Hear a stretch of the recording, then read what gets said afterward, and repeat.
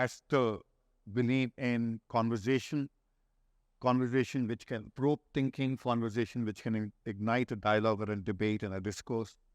We are a media platform and a curatorial agency. Some of you are following it.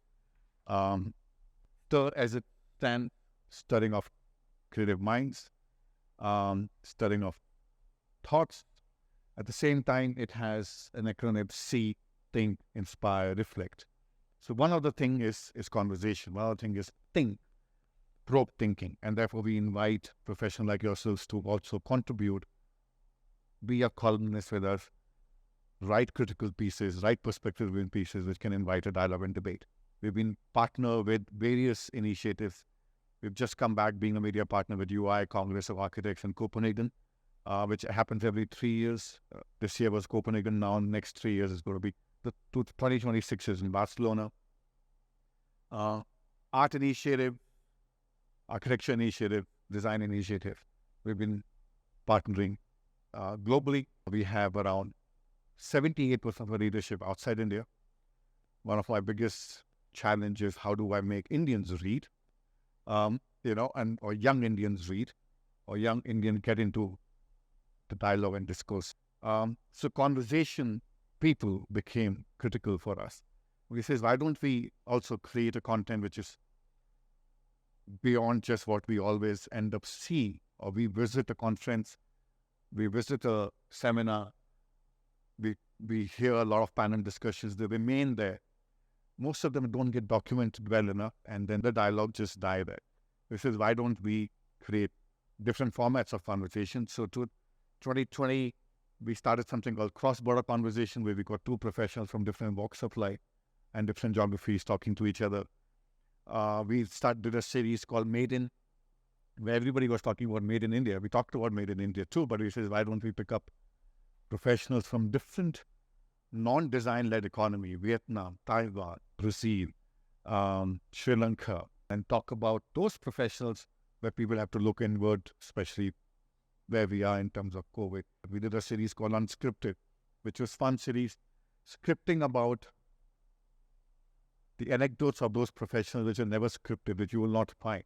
Just a few days back, we were talking about what we did with Eric Chen on the cultural commentary and the state of cultural commentary in a design-led economy like us. I happened to be with Anupama in Copenhagen, and we just got talking, and we've been following each other's work, and says, I'm coming in August. Why don't we do something? And then it was an idea which evolved from Anupama. Says, I would love to talk about pedagogy. I would love to talk about the state of education, especially keeping Indian subcontinent in mind. I said, that's an interesting dialogue to have. And what if we bring a few professionals together? So this whole genesis of today's thing started with a little chit-chat Anupama and I had in Copenhagen after her talk at 3 Days of Design. I am joined with Devanshi. Devanshi is the assistant editor with Stir. It's been 4 years. You've been with us? It's a 3 months, then became part of the family. So she's going to set the agenda rolling. I'm also joined with Samta Nadine, who's been part of the team for very long. Samta is now based in London after finishing her master's in curating contemporary design from Design Museum. And she's the one who's now setting up Stir London team, and we've got a bunch of writers and consultants there. I would request all of you to say 30 to 40 seconds, a bit about yourself, and especially your role in the space of education and in the space of content dissemination, knowledge dissemination. So as part of the framework and from a lot of, I think, the ideas that emerged from the discussion, one is, of course, language itself, which I think a lot of people did catch on to, because architecture, as we speak about it, is primarily in English. It limits, or it has its own limitations, rather, in how we describe things. It also comes with preconceived notions, like a term like tabula rasa. It's not an English word. It's become part of architectural conversation, though, and it has a very colonial genesis. The other is pedagogy as education. Now, synonyms often, the way they're spoken about, but clearly they're two different words, and they're two different thoughts that go behind getting an education or getting involved in pedagogy. The third would be pedagogy as practice. Now, in architecture, I think everyone here has experienced this, where your educators that you encountered while in school had a practice. Most of our today have a practice. Yet, when students get into practice, there's always this sense of they're so unprepared to practice. So where's that disconnect coming from? What are we? It's not so much about identifying what's lacking, but it's about identifying what are we doing that's creating this kind of disconnect. And then the fourth was, of course, knowledge, which I think is one of the most important aspects of all the four terms that are part of our talk, which is architecture, language, pedagogy, and practice. What knowledge are we imparting? And more importantly, what knowledge are we trying to generate through this conversation? Because as Amit pointed out, the point of this roundtable is to create knowledge that can then be disseminated to a much larger audience. I'm Madhav Raman. I've been running a practice out of New Delhi for now 21 odd years called Anagram Architects. And actually, I'm very happy to be here. And like Anupama, I'd also like to listen and take notes. Because for me, these past 21 years have been a sort of almost inevitable stumbling from receiving an education in design, especially architecture, stumbling into practice, then eventually stumbling into teaching design and architecture, then stumbling into thinking slightly more deeply about the problematics that creates. So it's been a sort of not a well thought out journey thus far, but it's also, I think, revealed certain ragged edges, this stumbling. And I'm happy to share that and insert that into this conversation. But like Anupama, I'd like to take advantage of this sort of the kind of diverse perspectives people will bring. I'm Reeti Mandan, and I'm here probably because I teach in the urban design department, which is why Katie said, bring her in. So I'll echo the same thing. What you said is, when I graduated as an architecture, you're completely unprepared. You don't know what you want to do, where you are. So you kind of get into a job and you kind of do some apprenticeship. And so doing that, I slowly kind of wanted to do urban design. And once I did that, I wanted to study gender and space. And since I graduated as an urban designer, I've been working in that space. And now I work with a company called Safety Pin, map city through applications. And then they kind of look at cities and they kind of recommend that, through infrastructure, through other social, elements, how cities can be improved and they can be made more inclusive, accessible for everyone. I'm Anupama Kundu. I have studied architecture. I've learned architecture only through JJ School of Architecture, where I studied, and from growing up in Bombay and gradually from life itself.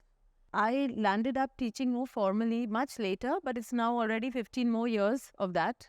So in the 33 years of practice, I would say half of it has been not only entering academia, but hardcore academia by being full professor here and there and so on.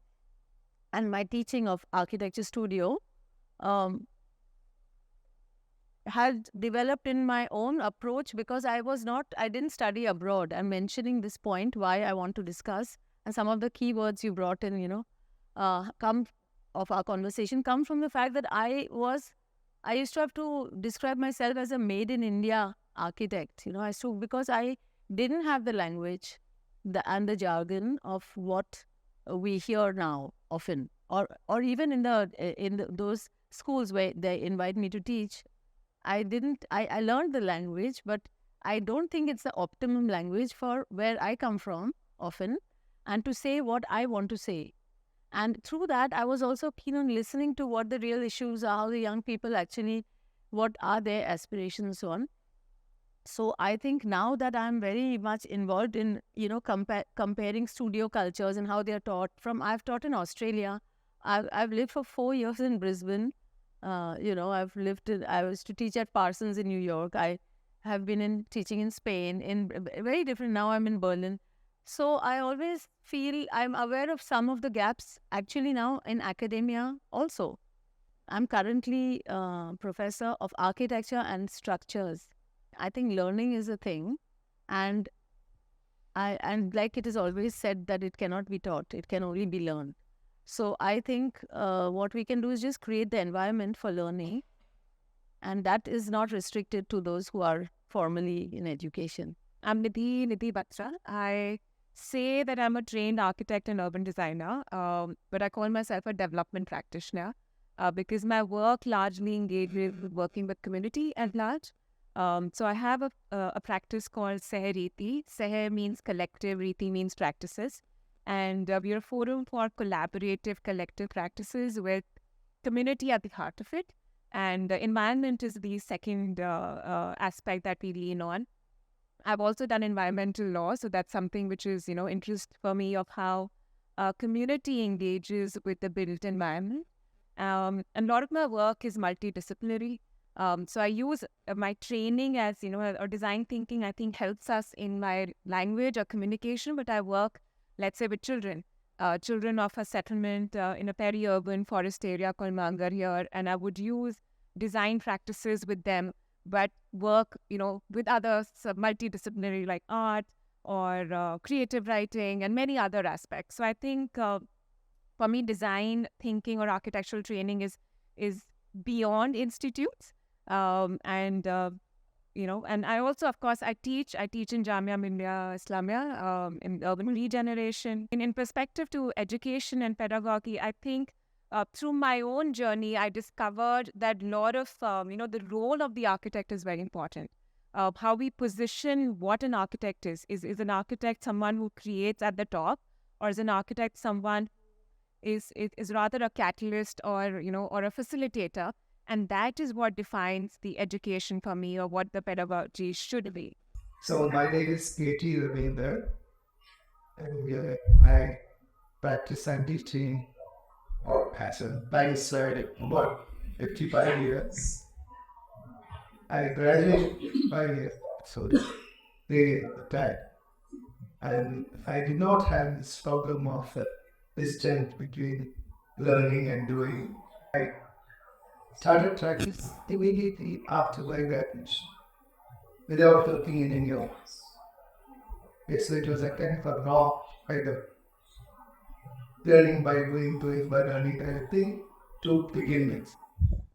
And in fact, I did my infrastructure when I was in second year architecture. I was studying 18 or something.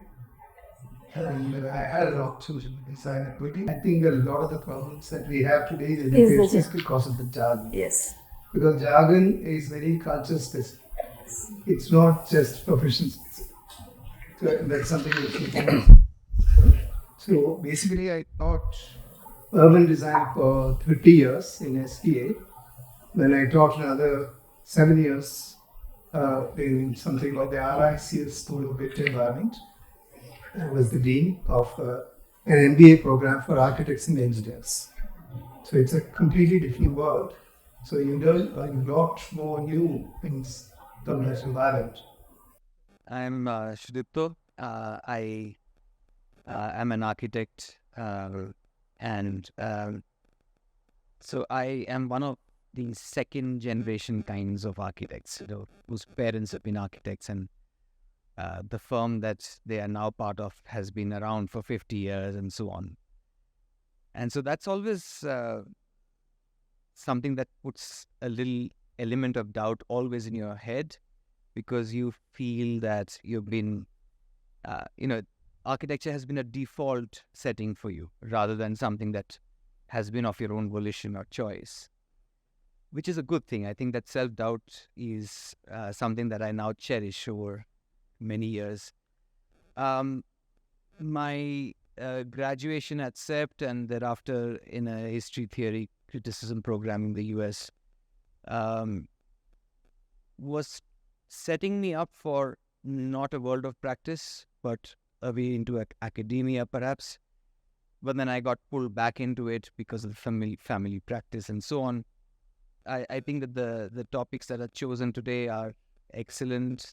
They have, and I'm going to maybe provoke a little bit, stir being the flavor of the month. So I know that you spoke about jargon, about language.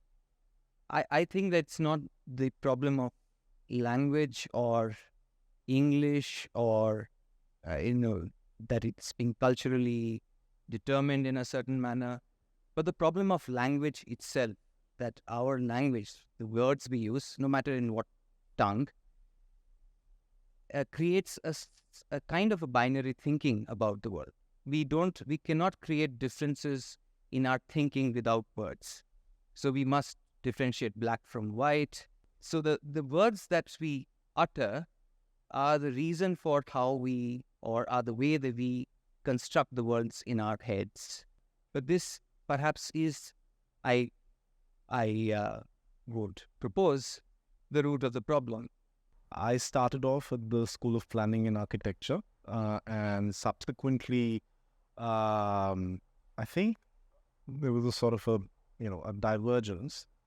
So I did precisely what you're all talking about, which is to go into the world of speaking and writing and not practicing, which therefore brings me to this conversation from a slightly different perspective, and with an understanding that language is also something that allows for communication, and which also allows for the idea of a participatory community. Now, what that language is, of course, is up for questioning, but it is one of the principal means by which we actually perhaps even have institutions like democracy, right? I find one of the problems with architecture is precisely this lack of articulation, which is not to say that everything has to be articulated, but without articulation, you're not entering into community. You're not having a conversation. Therefore, you're not creating publics which actually respond to architecture. So I think that's one of the first things. But it also happens that eventually I ended up being a part of what you call a social design program at Ambedkar University, which is the only one of its kind in this country and in Asia. And it's precisely this idea of the social, the idea of a community that is founded on communication, right? So I think which also points towards certain notions of design which actually are not exactly what you'd call architecture in the present.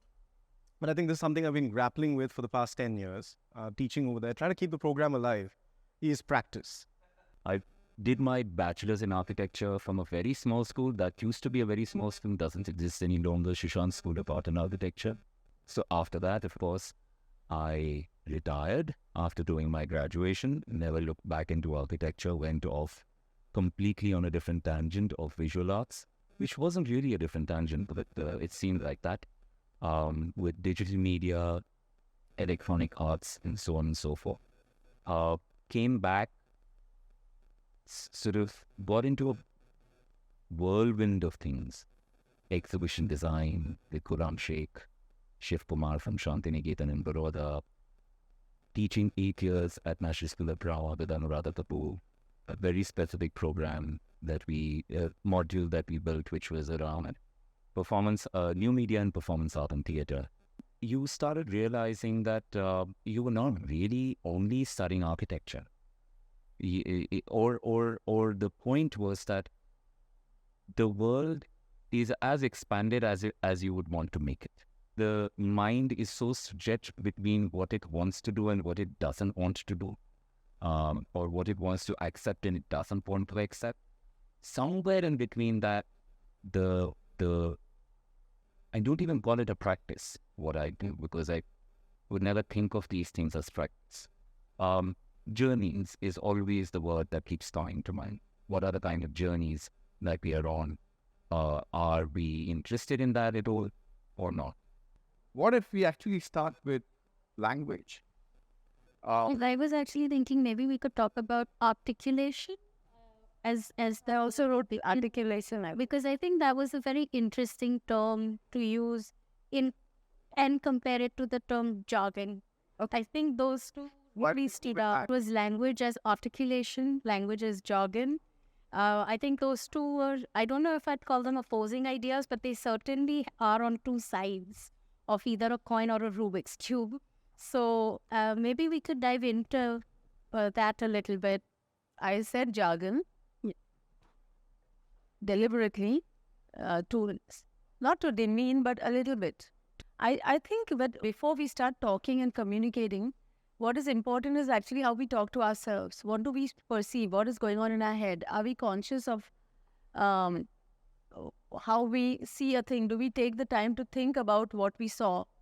Or are we indoctrinated to such a point that we don't even realize we are a parrot, and we know the language very well? See, we are facing rapid urbanization at a time of just realizing what the post-colonial, what it means to be post-industrial, post-colonial. What does it all mean?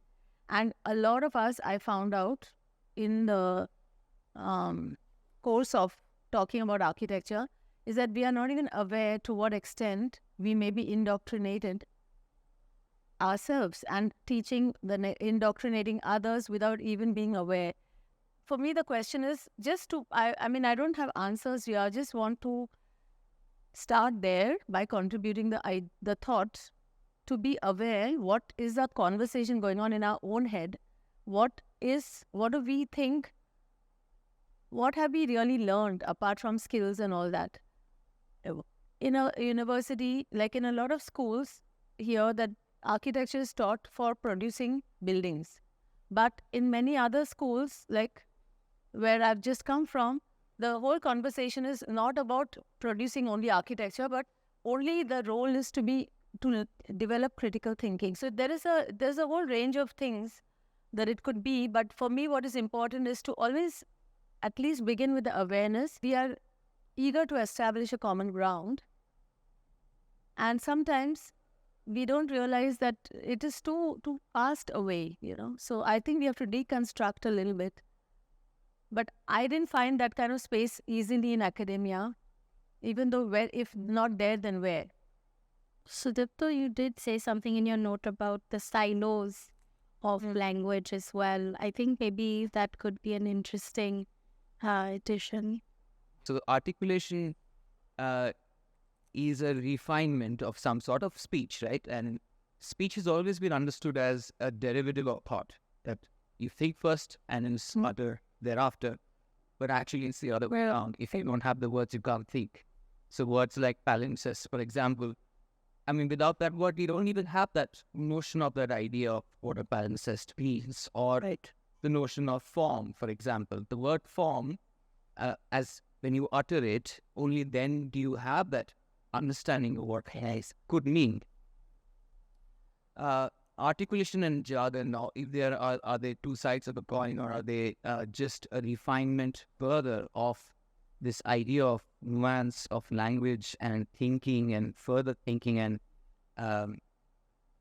how do you stop thinking, and where do words become an impediment to whatever we are trying to achieve? The idea is, what are we trying to achieve? And have we been able to articulate that, in all these years in our thousands of years of building, have we been able to achieve? What are we trying to build, or what are we trying to achieve with all that building?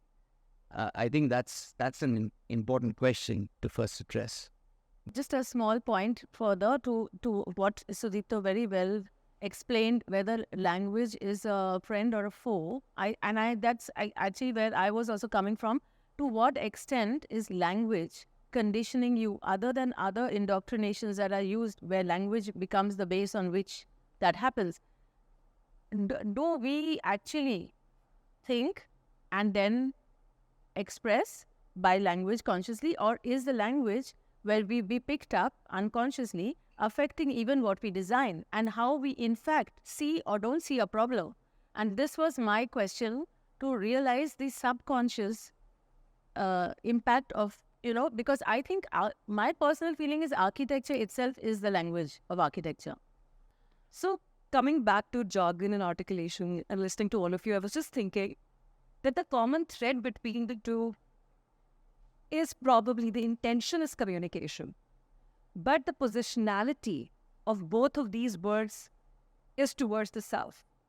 So when we are saying jargon, typically the dictionary meaning might be a word that is uncomprehensible or incomprehensible to somebody else, right? A specialist term that somebody else does not understand. So it is probably, it may come across as excluding or exclusive in a way. But also articulation, when we are, the way at least we're talking right now, is about how we articulate. But the whole point of communication is that it is not singular. It is not about the self. It is about being able to connect with an entity, a person, an idea beyond yourself. So I feel like both these terms, articulation and jargon, currently sit on the same side. What is that term that can help us cross over and get to the other side so that there is truly a dialogue? Now we're trying to get into defining what we mean when we talk about different aspects of language and communication. So Dipto had started off with a very interesting conundrum between thinking and articulation. And you just mentioned expression. So I have a feeling that what you referred to as fast thinking is actually series of expressions. So very often when I look at my city here, Delhi around me, I find a cacophony of expressions, right? Which are sometimes personal expressions, sometimes propagated or acceptable expressions that are done, but they're in a sense not with the kind of thought, the forethought, afterthought relationship that one would expect with a word like articulation. If you now take the idea of expression in architecture, which is what I was referring to as the cacophony of expressions, I posit that in this algebraic way of approaching this, if we assign a certain thing to mean expression in material, expressing yourself with material, set aside architecture, any form of making, right? Choosing, curating, assembling, putting forth in material. What ends up happening is the third, so expression in material, expression in words, but I feel there is this third not talked about aspect, especially in architecture, about expressing in territoriality or territory making. Now, if I were to consider the territory of academic discourse as a domain or as a territory, it's often fortified and secured with jargon, right? If I were to try and say distinguish or differentiate myself from engineers who help me build my buildings, but to segregate myself as a discipline, I often choose to use certain words in a jargonized way, very, very differently from them. The same thing, the same flat slab is called different things by different disciplines, including the guys making it. Right? So it's not just me imagining or conceiving space and construction and assembly. It is also the physical manifestly fabricating something as its own jargon. I'll go with what Madhav said, but I also feel language is a tool to manipulate, right? I mean, It's getting worse, the plot thickens. but like how you started to, it manipulates, right? I mean, the words that you use always have meaning, or the way you express always, there is semantics to it. So it's not just syntax, it's not just about the order of speaking, but there is definitely a semantic to it. So the moment you say tabula rasa, you know that there isn't a colonizer viewpoint. Or what you look at commons, let's say in Haryana, there's been this issue about the forest land being coming in.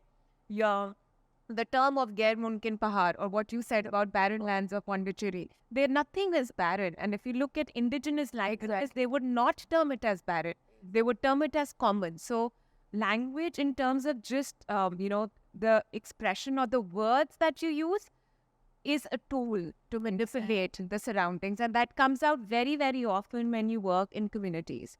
So I think one of the basic things is de-learn those.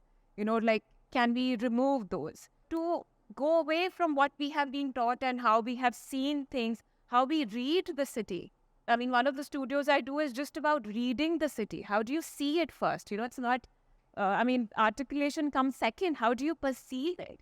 Then you can have different ways of showing it in art, showing it in poetry. I run a show called Shere Mehfil, which is talking about cities through poetry. You know, so it's very different.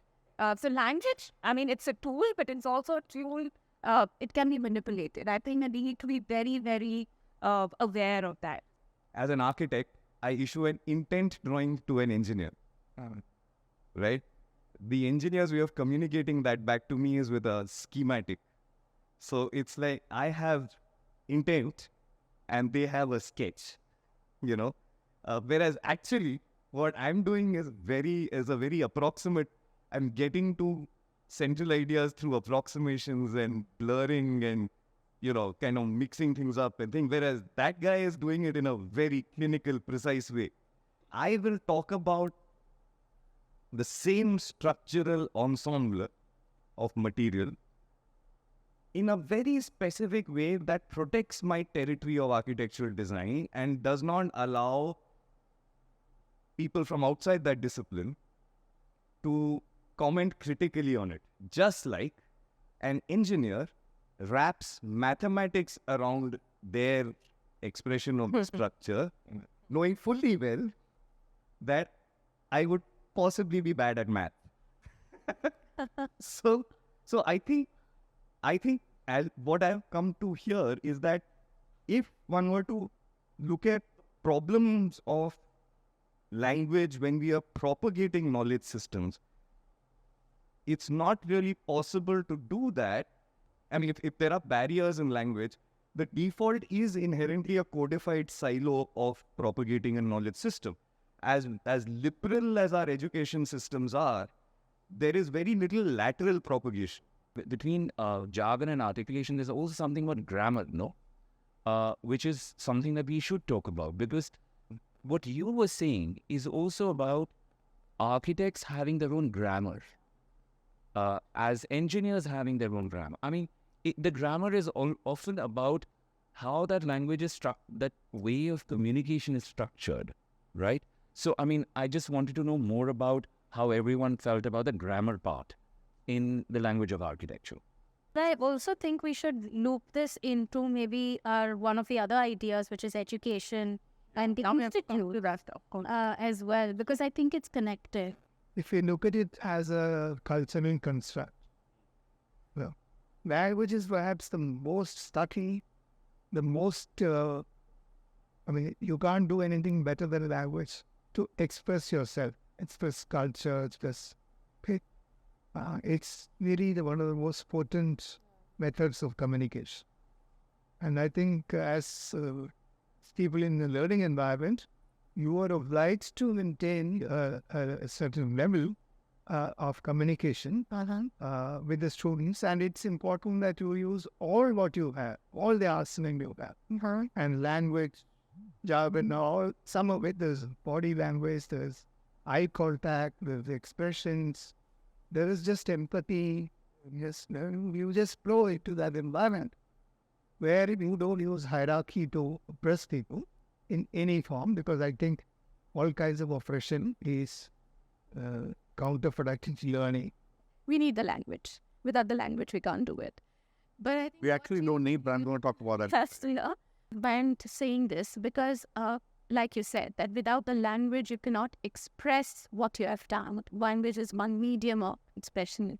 One of the things and I think you also mentioned that critical things are not there in our education. And I felt it when I kind of graduated, that I wish somebody had taught me, how to theorize, how to critically think about, in a logical sequence, basing on assumptions, basing on hypotheses, that, how do you arrive at, something conceivable? It's not like really like talking in the air, constructing some vague story around it, but how do you arrive at it? And then kind of try and build it and kind of test it, etc., all of that.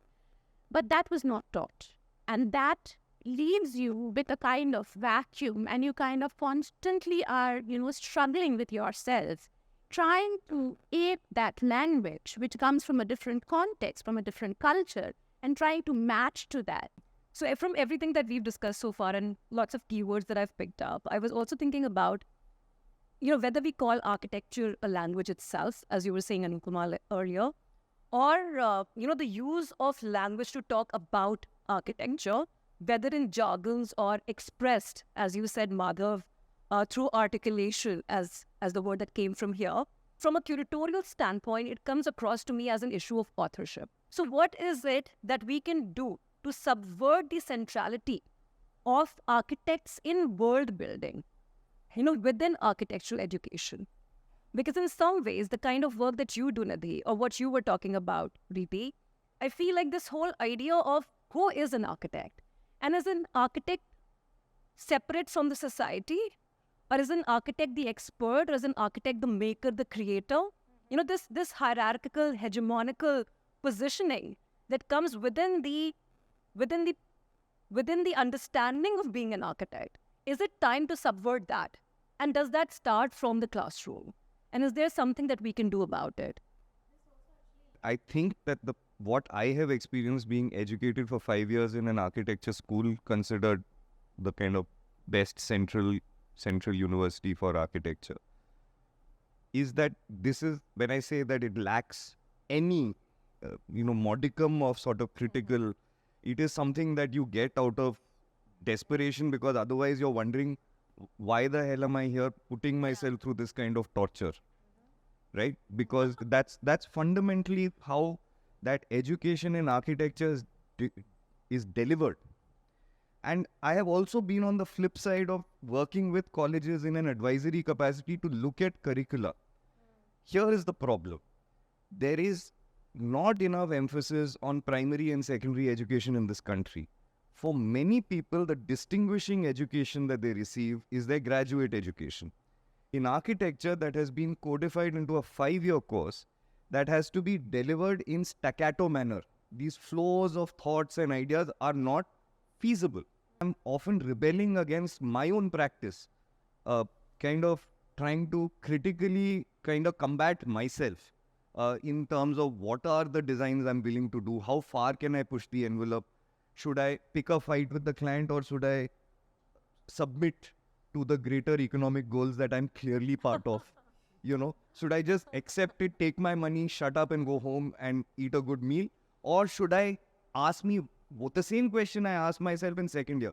Why am I here torturing myself, right? So, sorry for a slightly aggressive answer, but this kind of touched a sore point, because this is one of the fundamental problems, is that my desire for being engaged intellectually, regardless of what my native tongue language, and I see it in guys coming from really, really small towns into big cities to study architecture, is why am I here and what am I? Is it a self-discovery, or am I equipping myself to earn a living? And these are very real sort of self-indulgences. I have to, at every step stop and ponder, is it worth this sort of, the fluidity that I would expect? Architecture, I mean, it's one way of looking at it is that it is a metaphor for everything that is slow, everything that is not contingent, right? Everything that is predictable. And that perhaps to some extent, meaning that you can't imagine radical contingency in the studio, that you can't possibly be thinking of the unexpected, because architecture is about producing that which is expected. Yet every design studio is premised on a radical critical opportunity, which never gets explored.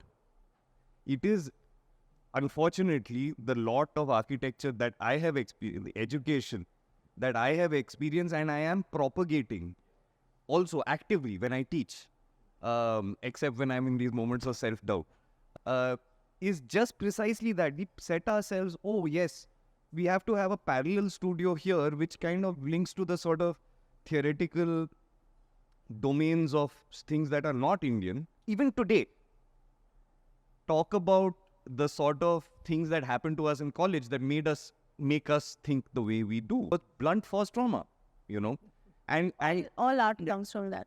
yeah, and it is because there is a sort of very pointed delivery of an education to get this qualification to become part of that codified group of architects. If we are making bad cities, I would argue cities are inherently ugly, exploitative, underbellied places. And a lot of what architecture engages with is denial of the existence of those things. And very often what we propagate and push out as good design or good city making is got very little agency with the architects to operate and create those things. We discussed language and we discussed the semantics and discussed words and vocabulary of architecture.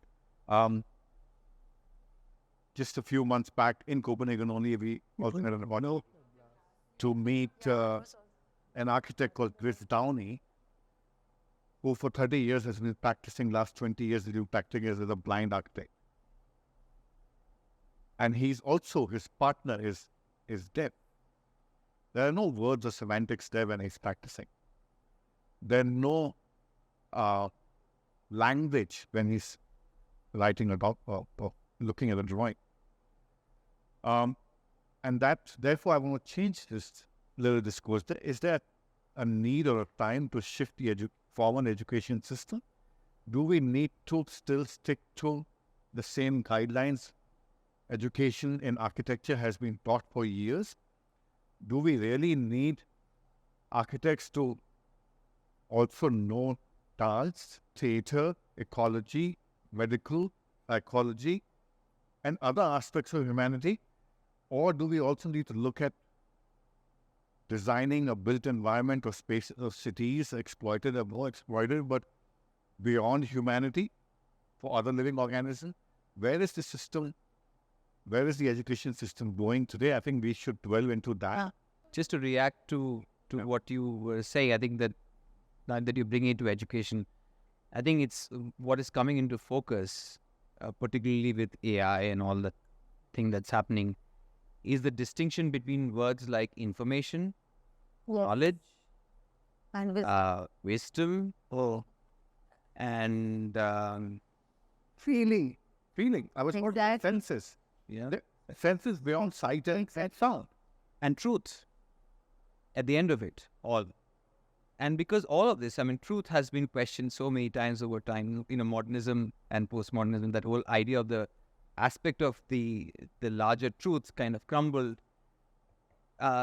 Information, now what does it mean anymore? I mean, why do we even need to open textbooks anymore? Why do we need to gather this knowledge, information about building technology, construction, when everything can be done by robotics, AI, and blah, blah? The whole idea comes down to what is knowledge? And is knowledge, if knowledge is not information, if knowledge is not truth, or could be, what is it really? I actually agree with what you say. That means there needs to be a fundamental shift about how we've imagined what a learning environment is, in the sense that we have just assumed all the time that it's about knowledge creation and communication. And I think we have been missing the very point that architecture is bigger than technology and bringing things together technically in a correct way. It's a completely different thing, and we have to communicate that to the student. And I think that's a very important part of education, is to communicate that compassion, which shouldn't be underlying the way you make spaces, or the way you deal with people, or you go to the site and you find a worker, or even the way you treat a street dog. That there is need for compassion as a fundamentally feeling for an architect. I feel it's very important for an architect to have that deep-rooted compassion, because it is from that compassion that you get the transformative quality. maybe what to conclude, we can talk about just in 3 words. What is education, architecture, our conversation? What are some of the key points or key words to take away from this discussion? We meet this to be a continued dialogue and progression.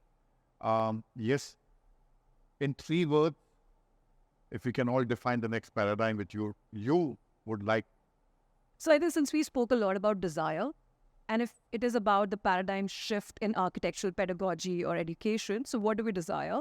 I think the 3 words for me are criticality, care, and the collaborative.